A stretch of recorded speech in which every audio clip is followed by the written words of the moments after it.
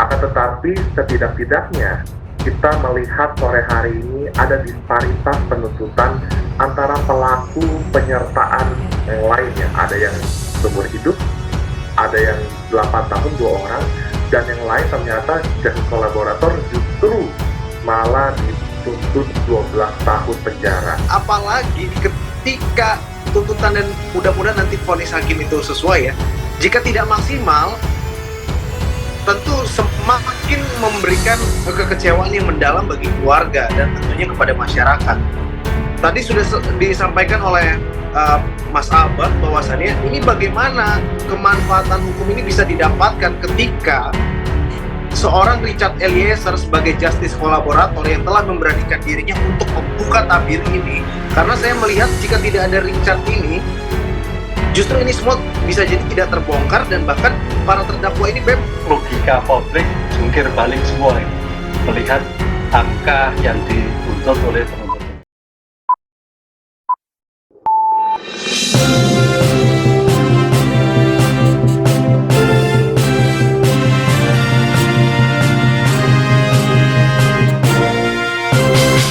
Eliezer dituntut 12 tahun, sementara Putri Chandrawati 8 tahun.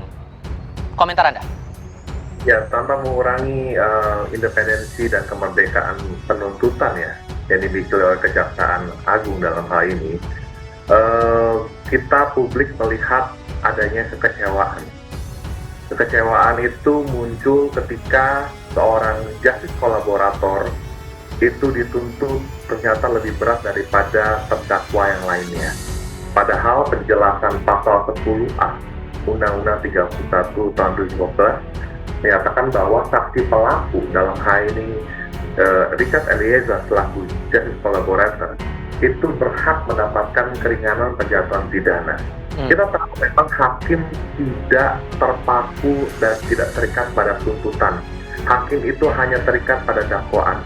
Akan tetapi setidak-tidaknya kita melihat sore hari ini ada disparitas penuntutan antara pelaku penyertaan yang lainnya. Ada yang seumur hidup, ada yang 8 tahun 2 orang, dan yang lain ternyata justice kolaborator justru malah dituntut 12 tahun penjara. Nah inilah kan publik sendiri yang memberikan penilaian apakah ada sisi keadilan dari rekusitor yang diajukan oleh jaksa penuntut umum.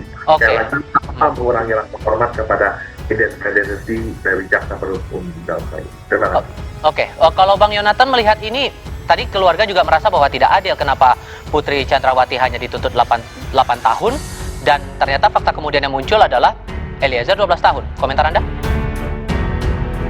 Ya tentu keluarga tidak akan pernah bisa menerima ya. Yang saya mau ingatkan terlebih dahulu, apapun hukumannya, apapun tuntutan dan hukumannya itu tidak akan pernah setimpal dengan apa yang dirasakan oleh almarhum. Itu dulu yang kita pegang yang pertama. Kemudian yang kedua, apalagi ketika tuntutan dan mudah-mudahan nanti vonis hakim itu sesuai ya, jika tidak maksimal tentu semakin memberikan kekecewaan yang mendalam bagi keluarga dan tentunya kepada masyarakat. Tadi sudah disampaikan oleh Mas Albert bahwasannya ini bagaimana kemanfaatan hukum ini bisa didapatkan ketika seorang Richard Eliezer sebagai justice kolaborator yang telah memberanikan dirinya untuk membuka tabir ini. Karena saya melihat jika tidak ada Richard ini, justru ini semua bisa jadi tidak terbongkar dan bahkan para terdakwa ini bebas gitu. Sehingga seharusnya selayaknya adalah memang hukumannya di bawah daripada terdakwa-terdakwa yang lain. Justru ini berbanding terbalik. Jadi ke depannya lebih baik para pembunuh-pembunuh itu tutup mulut dan diam saja. Karena toh kalau ngaku dan jujur membuka tabir, itu justru hukumannya bisa lebih berat begitu. Jadi lebih baik diam saja. Kan gawat untuk kemanfaatan hukum kita ke depan. Saya rasa demikian, Mas. Bang Martin juga sempat menyampaikan itu kepada kami di Pengadilan Negeri Jakarta Selatan. Nah, Pak Ibnu, akhirnya muncul pertanyaan. Sambo dituntut seumur hidup. Kemudian Richard Eliezer 12 tahun, Putri Chandrawati 8 tahun. Sebetulnya kalkulasi untuk menuntut ini dari pihak jaksa gimana sebetulnya, Pak? Ya, terima kasih. Ini logika publik jungkir balik semua ini, melihat angka yang dituntut oleh penuntut umum. Tapi saya melihat begini, Mas, mencoba memahami alur pikiran penuntut umum. Kalau Chandrawati Putri dimungkinkan sekarang berkembang adanya aliran gender. Nah, bentuk sikap gender itu adalah sebagai bentuk pertanggungjawaban antara laki-laki dan perempuan. Laki-laki dan perempuan sama, tapi dalam hal tertentu berbeda. Ini yang juga mungkin dikembangkan. Ini prediksi saya loh ya melihatnya. Karena apa? Terlihat bahwa R, E, Bu-PC sama. Harusnya logikanya, kalau kita berbicara logika, Bu-P lebih tinggi. Kan itu kan ibaratnya 11-12 dengan suaminya F kan itu. Tapi ternyata tidak. Lah, dalam kajian-kajian tertentu yang saya pernah baca, itu aliran gender ketika berhadapan perempuan, makanya istilahnya kalau undang-undang yang kekerasan seksual itu mungkin Bang Albert bisa lakukan adalah perempuan berhadapan dengan hukum. Istilahnya seperti itu. Artinya apa? Konsep perempuan itu mendapatkan tanda petik posisi tersendiri dibanding laki-laki. Itu kalau kita lihat mencoba arahnya. Kemudian yang kedua terkait dengan perhitungan Eliezer 12 tahun. Ya, ini memang dalam kedudukan perhitungan tidak ada suatu kejelasan. Basicnya di mana? Apakah terkait perhitungan peringankan itu dari aktor intelektual? Apakah peserta? Ini merupakan tafsir. Kalau kita lihat dalam suatu unsur undang-undang, itu adalah yang paling ringan di antaranya. Nah, saya melihatnya seperti ini, karena Eliezer itu sebagai eksekutor, adalah berarti justice telah memberikan, tapi sebagai dari ujungnya sebagai aktor intelektual. Itu yang akan memberatkan posisinya sekalipun posisi dia juga sebagai justice kolaborator, begitu Pak? Betul, makanya berpatokannya adalah dari seumur hidup menjadi 12 tahun. Itu mencoba membaca alur pemikiran dari penuntut umum saya seperti itu. Jadi bukan dari pesertanya, tapi dari FS sebagai seumur hidup sehingga menjadi 12 tahun. Karena sama-sama menembak. Begitu. Nah, Pak Albert, akhirnya kan posisi Eliezer sebagai eksekutor ini jadi pemberat. Akhirnya kan muncul pertanyaan di publik, sia-sia dong kalau begitu dengan statusnya sebagai justice kolaborator. Iya, jadi begini Mas Iqbal, kita perlu membedakan konteks justice collaborator dalam konteks dia sebagai saksi pelaku dengan kapasitas terjadinya participation of crime atau penyertaan. Memang dalam perkara ini ada beberapa bentuk penyertaan yang mungkin saja bisa terjadi, yaitu turut serta atau menyuruh lakukan.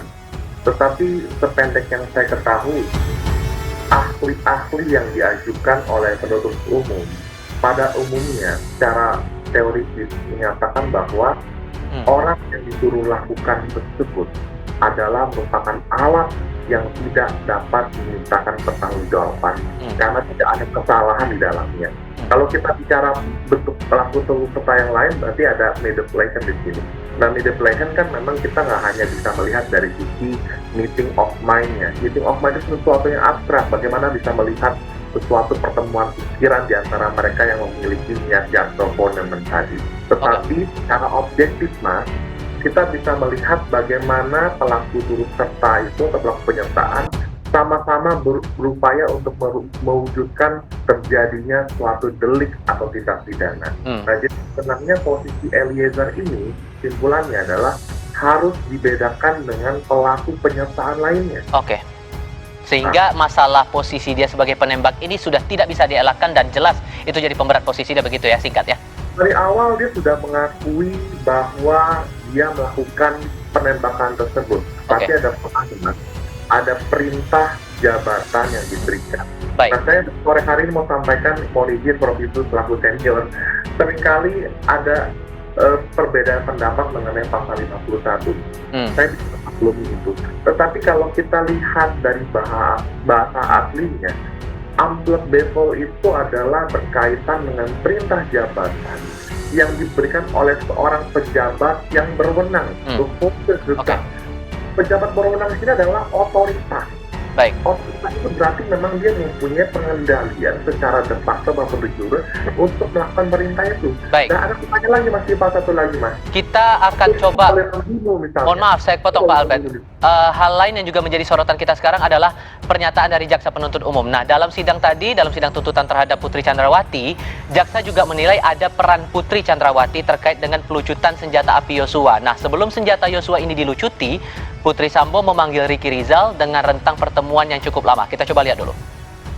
saksi Richard, namun yang masuk ke dalam kamar menemui terdakwa Putri hanya saksi Ricky saja.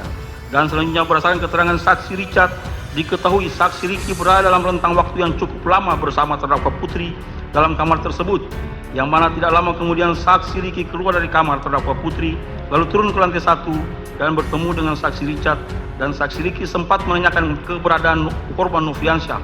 Lalu saksi Ricky masuk ke dalam kamar ajudan dan langsung mencari senjata api milik korban Nofriansyah. Dan apa yang dilakukan saksi Ricky dilihat oleh saksi Richard. Dengan adanya pertemuan antara terdakwa Putri dengan saksi Ricky dalam rentang waktu yang cukup lama sebelum saksi Ricky mengambil tindakan mengamankan senjata milik korban Nofriansyah, mengisyaratkan bahwa tindakan tersebut seharusnya merupakan persetujuan dari terdakwa Putri. Terlebih lagi dihubungkan dengan fakta bahwa senjata api tersebut kemudian diamankan dalam kamar anak terdakwa Putri Chandrawati yang tidak mungkin lakukan. Nah, responnya penasihat hukum Putri Chandrawati, Febri Diansyah, mempertanyakan isi tuntutan jaksa penuntut umum. Salah satu yang dipersoalkan adalah jaksa dianggap tidak konsisten soal motif pembunuhan Yosua.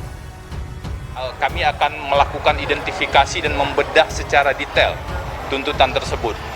Kata per kata, kalimat per kalimat, paragraf per paragraf, karena kami menduga banyak sekali catatan dan persoalan di tuntutan jaksa penuntut umum tersebut. Beberapa yang bisa kami sampaikan saat ini, misalnya apalagi kalau dikaitkan dengan tuntutan terhadap terdakwa yang lain, sangat terlihat jaksa penuntut umum tidak konsisten dan galau dengan aspek motif terkait dengan terjadinya tindak pidana. Di terdakwa lain disebut seolah-olah ada motif, di terdakwa yang lain lagi dikatakan motif tidak perlu, tetapi di Bu Putri tadi kita sama-sama mendengar bagaimana posisi jaksa penuntut umum terkait dengan motif. Itu salah satu peran yang diangkat jaksa untuk terdakwa Putri Chandrawati ini, Bang Jonathan. Komentar Anda? Kalau saya masih konsisten sampai sekarang, motif itu nggak penting. Jadi yang justru yang saya soroti adalah ketika jaksa penuntut umum menyampaikan uraiannya berdasarkan kepada dakwaannya sebelum masuk ke kesimpulan, meskipun sudah disampaikan ya, adalah menyatakan sudah terbukti secara sah dan meyakinkan, entah itu turut serta uraian keterlibatannya yang mulai dari Magelang melucuti senjata, mempermulus atau mempermudah terjadinya eksekusi terhadap Yosua, terhadap kronologis yang disampaikan, di mana sah dan meyakinkan terbukti 340-nya. Mengapa saya bisa bertanya seperti itu? Karena jika sudah terbukti, kenapa ketika membacakan tuntutan hukuman itu jauh sekali dari 340? Inilah yang jadi pertanyaan besar. Kemudian yang sebagaimana peranan masing-masing terdakwa itu sudah sangat jelas. Bahkan saya mendukung apa yang disampaikan oleh jaksa, itu tidak perlu dikomentari karena sudah begitu detail, cermat begitu ya. Namun ternyata ketidakberimbangan ini terjadi di dalam jaksa menyampaikan tuntutan hukumannya terbukti yang sebagaimana perannya Putri Chandrawati sedemikian besar andilnya di situ, tetapi hanya 8 tahun. Justru Richard yang sudah mengakui oke lah terlepas dari apapun itu andilnya. Namun tadi sudah dijelaskan oleh Mas Aris bahwasannya memang konteks justice kolaborator di sini adalah yang berbeda begitu. Sehingga harusnya dilihat dari perspektif yang lain. Dalam hal ini saya mencoba objektif, tidak berpihak kepada salah satu terdakwa. Tetapi kalau Richard segitu hukumannya, harusnya Putri ini lebih tinggi daripada Richard, Mas. Oke, kalau Prof. Hipnu melihat ini, perannya Putri Chandrawati sudah semakin jelas atau masih kabur nih posisinya?